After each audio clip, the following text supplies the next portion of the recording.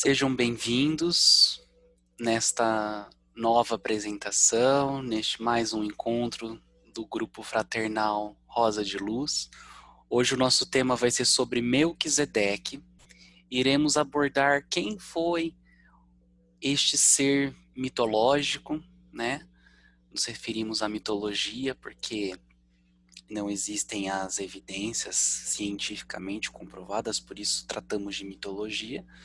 Mas, como somos um grupo espiritualista, acreditamos na canalização e nos estudos que nos foram passados sobre este ser. Então vamos compreender um pouco hoje quem foi ele, do que dele veio e qual é a importância dele para nós, que somos estudantes da Fraternidade Branca, dos Mestres Ascensionados. Vamos lá. Melquisedeque.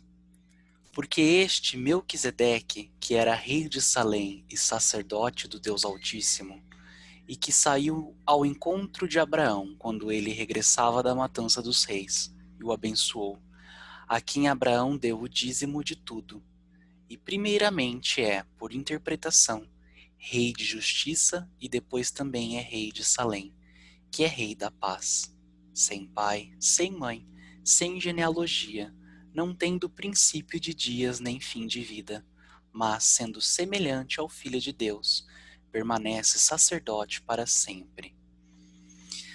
A palavra Melquisedeque significa a totalidade da irmandade dos homens. Em hebreu é uma combinação de duas palavras, Melque, significando rei, e Zedeque, o caminho correto, a justiça.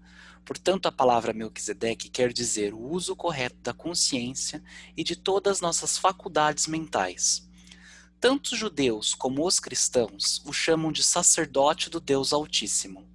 No monoteísmo judaico, El Elyon, o Altíssimo, é o Deus supremo do céu, o Criador divino das estrelas do firmamento e desta terra em que vivemos.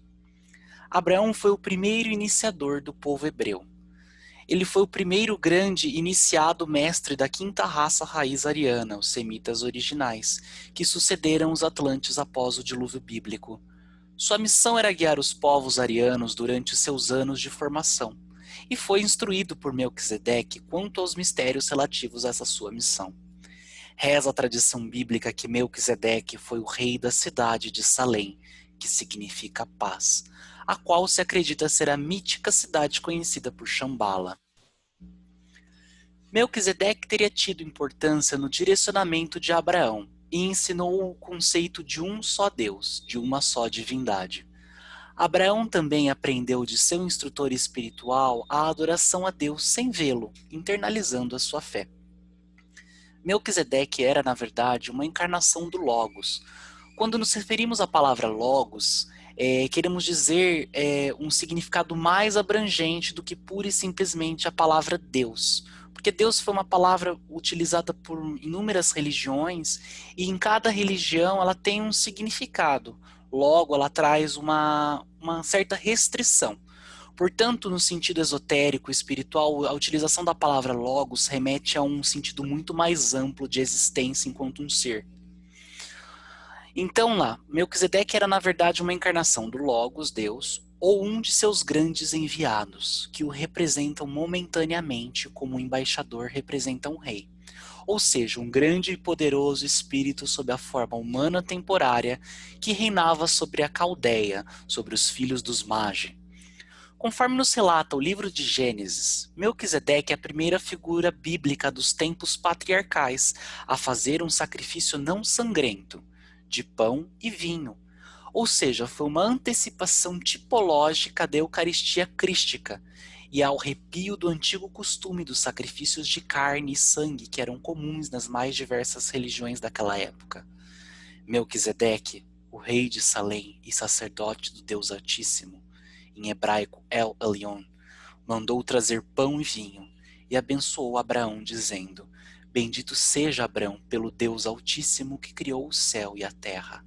Bendito seja o Deus Altíssimo que entregou os teus inimigos nas tuas mãos.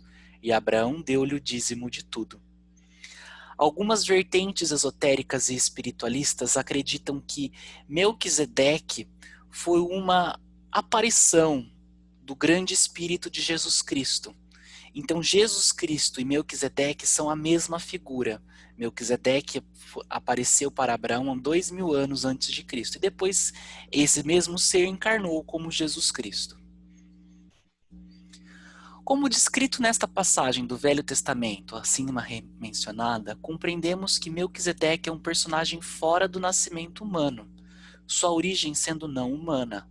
No esoterismo cristão, Melquisedeque é o arquétipo do homem superior, feito à imagem e semelhança de Deus, já que pela lei que formula, ele é, para este mundo, a expressão e a própria imagem do Verbo divino, o grande recebedor da luz eterna, entre os gnósticos alexandrinos.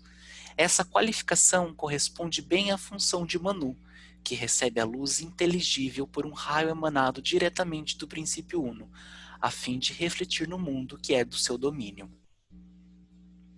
O princípio uno, Deus Altíssimo, emana um reflexo de si mesmo que resulta na expansão do seu próprio espírito no universo.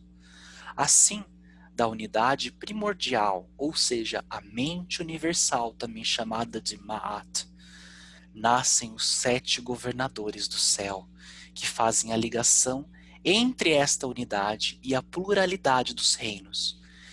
Esses seres povoam as órbitas celestes, são os logoi planetários, os Elohims, os arcanjos referidos na Bíblia, os 7 espíritos diante do trono de Deus, as Séfiros dos cabalistas judaicos. O chefe dos espíritos é esotericamente, no sentido exotérico, o Sol. Quando falamos em exotérico, nos referimos ao sentido exterior, ao sentido geral, para todos. E esotericamente, com S, é o grande Metraton.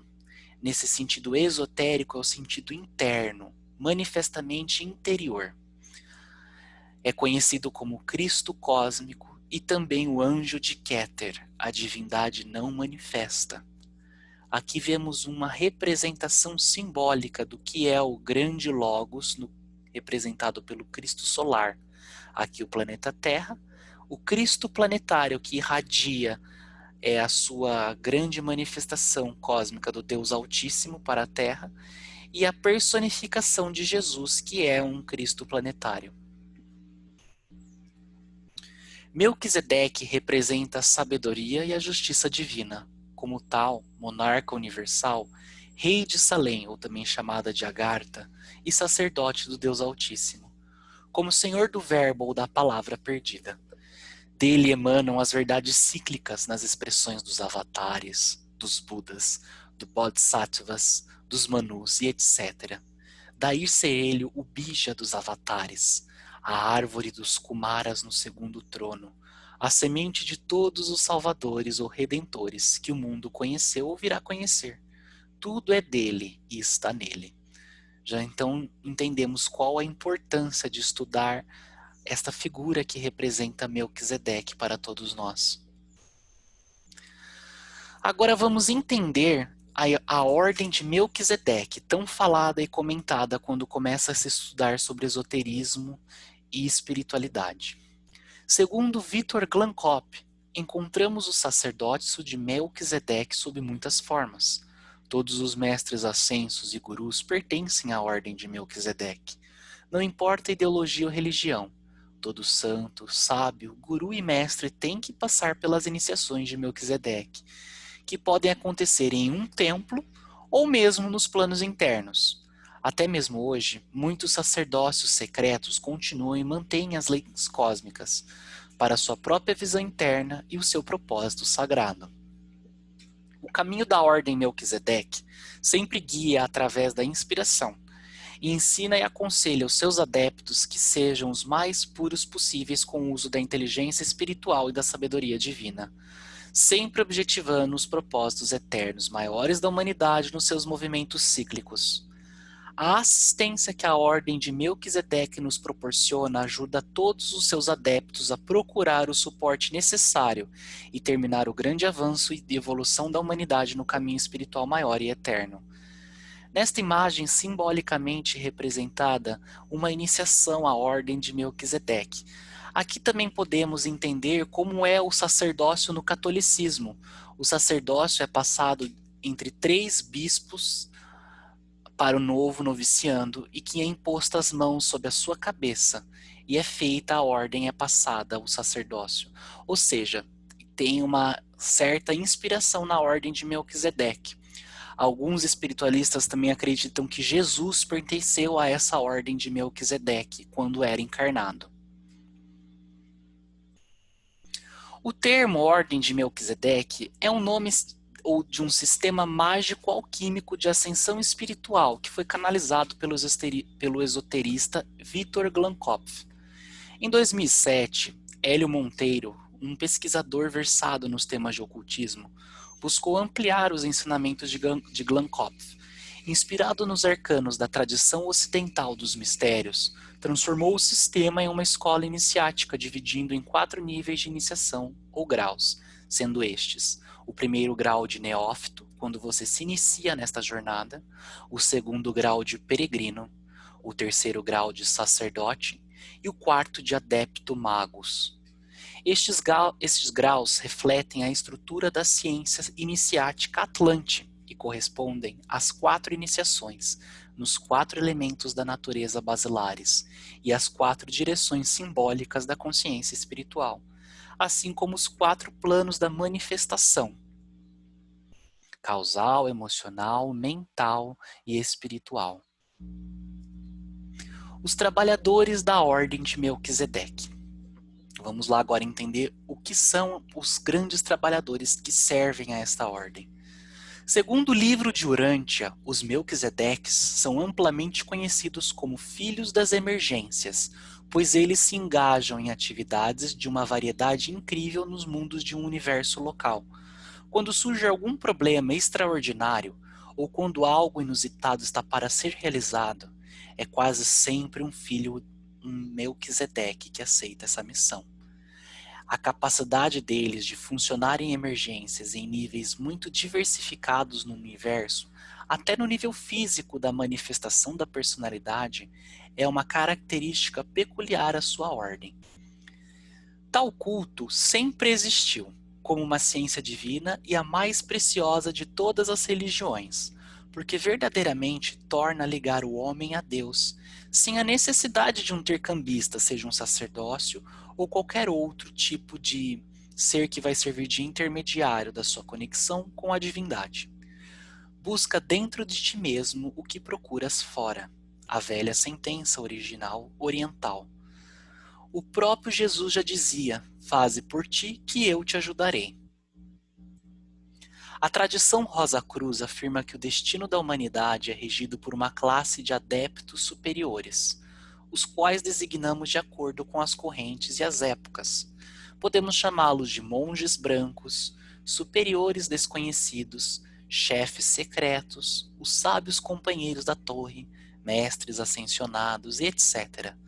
São chamados genericamente de Dinas, ou conquistadores espirituais. O escritor teosófico Roso de Luna afirma que a primitiva ciência Dina foi transmitida à humanidade desde a época de Atlântida, ou seja, muito antes do período chamado histórico. A Grande Loja Branca está localizada num centro desconhecido para os profanos, o qual também é referido sob diversos nomes, como Santo Império, Centro do Mundo, a Sagrada Ilha de Avalon, o Colégio do Espírito Santo, a região de Canaã, a região dos bem-aventurados, como chamava Platão. Na tradição oriental, este lugar é conhecido como Shambhala. Muitos ocultistas afirmam que Shambhala é um reino etérico situado em algum lugar do grande deserto de Gobi. Em Shambhala estariam reunidos, tanto misticamente como corporalmente, os membros da Grande Loja Branca do Astral, que são regidos todos por Melquisedeque, chamado Rei ou Senhor do Mundo. Assim sendo, Shambhala é a morada dos Dinas, que vivem em seu corpo de emanação e ilusão, na 4ª dimensão da natureza, o mundo dos Dinas. A sabedoria Dinas não pertence a nenhuma religião secular, a nenhuma fraternidade mística ou ocultista, pois nem o misticismo, nem o ocultismo são a senda da espiritualidade pura e simples. A verdadeira espiritualidade é a consciência da unidade entre todos os seres, a identificação real com a mente universal ou consciência cósmica de tudo que inclui. Verdade filosófica que os mestres proclamam desde os primórdios. Segundo John Fortune, em seu livro A Doutrina Cósmica, quem são os mestres? Seres humanos como vocês, mas mais velhos. Não são deuses, nem anjos, nem elementais, mas indivíduos que iniciaram e completaram a mesma tarefa que a vocês foi atribuída. O que vocês são agora, eles já o foram. O que eles são agora, vocês poderão sê-lo. Importante mensagem. Portanto, para ser um trabalhador da luz, basta aceitar e querer trabalhar a favor dos propósitos e ideais dos seres ascensionados, independente de religião, crença ou vertente espiritual. O caminho é o que é definido por aquilo que você vibra. Eu sou parte do trabalho de Deus ou eu dou o trabalho para Deus? Esta pergunta sempre devemos fazer, pois esta indagação irá nos ajudar a manter o foco no que queremos ser e em o que queremos nos tornar.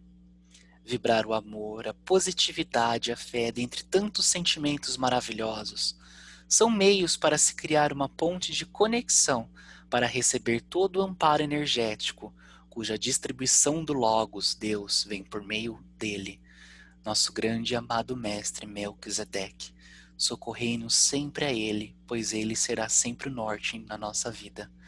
A luz daquele grande farol que nos inspira, nos auxilia e nos transforma, nos trazendo um grande caminho a ser seguido e nos mostrando qual porta a ser aberta.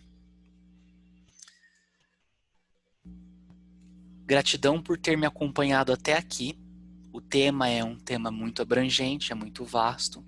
Espero ter dado pelo menos um cheiro sobre o assunto, despertado um pouco de curiosidade e recomendo vocês a pesquisarem e estudar mais sobre esse maravilhoso tema, sobre esse ser maravilhoso e incrível que foi Melquisedeque, tanto encarnado como ser espiritual.